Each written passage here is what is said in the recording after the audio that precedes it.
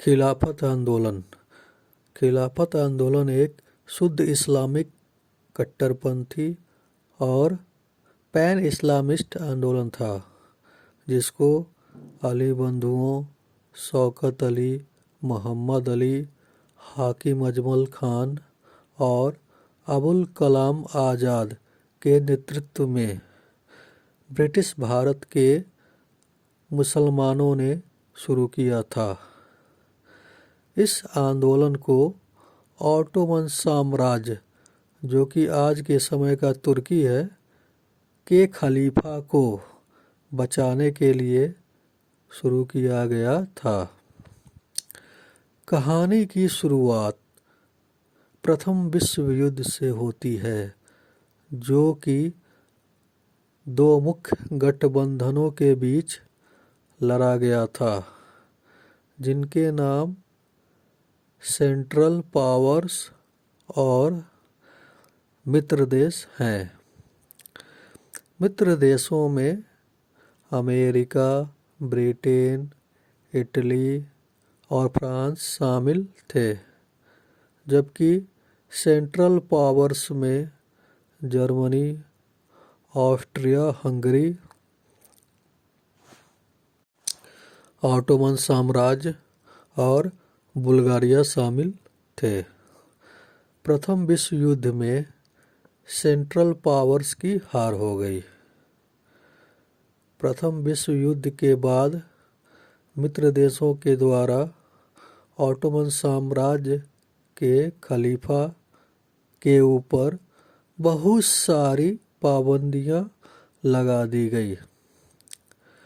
प्रथम विश्व युद्ध में सेंट्रल पावर्स की हार के बाद 10 अगस्त 1920 को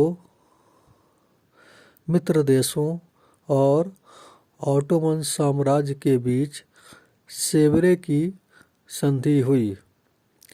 इस संधि के बाद ऑटोमन साम्राज्य के बहुत सारे क्षेत्र फ्रांस, ब्रिटेन, ग्रीस और इटली को दे दिए गए।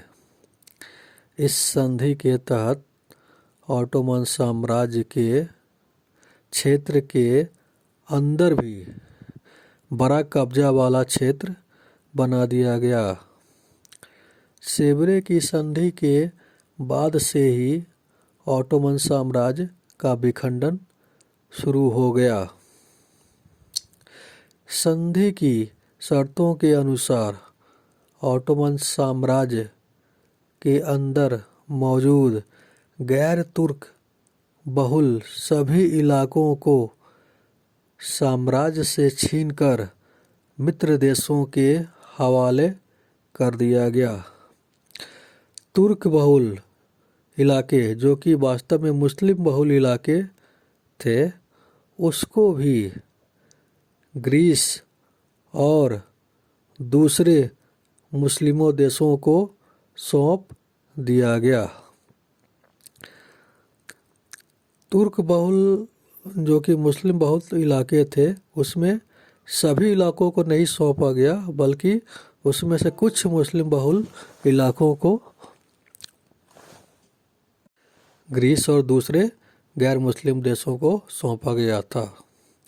अंततः सेवरे के संधि ने ऑटोमन साम्राज्य का विनाश कर दिया। ऑटोमन साम्राज्य के खलीफा को सुन्नी मुस्लिमों का सर्वोच्च मुखिया माना जाता था।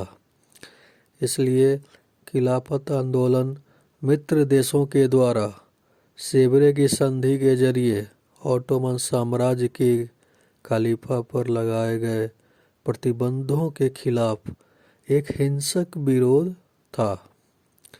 चूँकि ब्रिटेन उस समय मित्र देशों में शामिल था, इसलिए भारतीय मुस्लिमों के समूहों ने भारत में मौजूद ब्रिटेन की सेना के खिलाफ हथियारबंद विद्रोह कर दिया।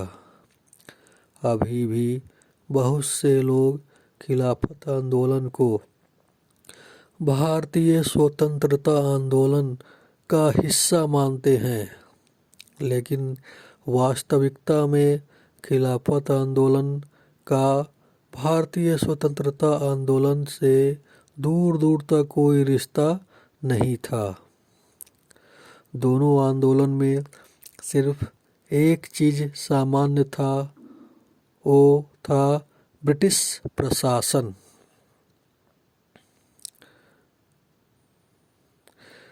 ये दोनों आंदोलन अंग्रेजी सरकार के खिलाफ थे, लेकिन भारतीय स्वतंत्रता आंदोलन भारत में मौजूद अंग्रेजी सरकार के खिलाफ था और खिलाफत आंदोलन अंग्रेजी सरकार के द्वारा ऑटोमन साम्राज्य के खलीफा के साथ किए गए हस्तक्षेप के खिलाफ था। इसलिए मुस्लिमों का समूह भारत की आज़ादी के लिए नहीं, बल्कि ऑटोमन साम्राज्य में मौजूद अपने खलीफा की आज़ादी के लिए अंग्रेज़ों से लड़ रहा था। मुस्लिम भाईचारे के टूटने के डर से खिलाफत आंदोलन को शुरू किया गया था। इसलिए खिलाफत आंदोलन एक शुद्ध हिंसक आंदोलन था, जिसने पूरे ब्रिटिश भारत में मौजूद मुस्लिमों को अपने साथ जोड़ा और मुस्लिम अलगाववाद की नींव को रख दिया, जिसके परिणाम स्वरूप अखंड भारत का बंटवारा हो गया और पाकिस्तान बन गया। अक्टूबर 1921 में केरल के मालाबार में हुए मोपला विद्रोह, जिसमें 10,000 से ज़्यादा निर्दोष हिंदुओं का नरसंहार हुआ और 1 लाख से ज़्यादा हिंदू अस्थायी रूप से विस्थापित हो गए। उसके पीछे मुख्य कारण खिलाफत आंदोलन ही था। मोपला विद्रोह खिलाफत आंदोलन के कारण हुए हिंदुओं के नरसंहार का सिर्फ एक उदाहरण है। खिलाफत आंदोलन के कारण हिंदुओं पर हुए अत्याचार के और भी बहुत सारी घटनाएं हैं। खिलाफत आंदोलन ने हिंदुओं और मुसलमानों के बीच खाई को बढ़ा दिया और भारतीय स्वतंत्रता संग्राम को कमज़ोर कर दिया।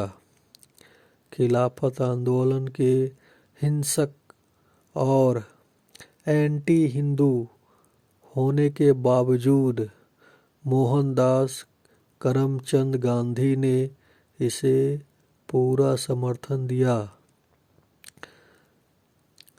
लेकिन गांधी ने सिर्फ दिखावटी प्रेम के लिए अपने जीवन भर अहिंसा के सिद्धांत का उपदेश दिया। यह एक ही चीज़ के लिए मोहनदास करमचंद गांधी का दोहरा रवैया दिखाता है। इससे यह सिद्ध होता है कि गांधी एंटी हिंदू था और अहिंसा का समर्थक भी नहीं था। शौकत अली और मोहम्मद अली, जो कि खिलाफत आंदोलन के मुख्य साजिशकर्ता थे, उसको मुस्लिम कट्टरपंथियों के द्वारा पाकिस्तान का जनक माना जाता है। लेकिन खिलाफत आंदोलन को शुरू करने वालों में एक आश्चर्यजनक नाम अबुल कलाम आज़ाद का है, जो कि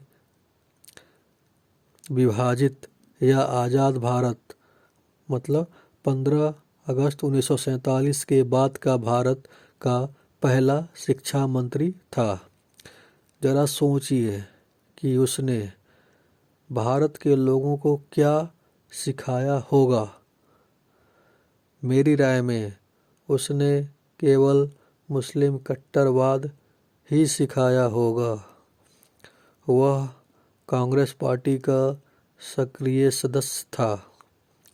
कांग्रेस पार्टी, जो कि खुद को स्वघोषित रूप से स्वतंत्रता आंदोलन का मुखिया मानती है, वो भी खिलाफत आंदोलन और जिन्ना के मुस्लिम लीग की सहयोगी थी।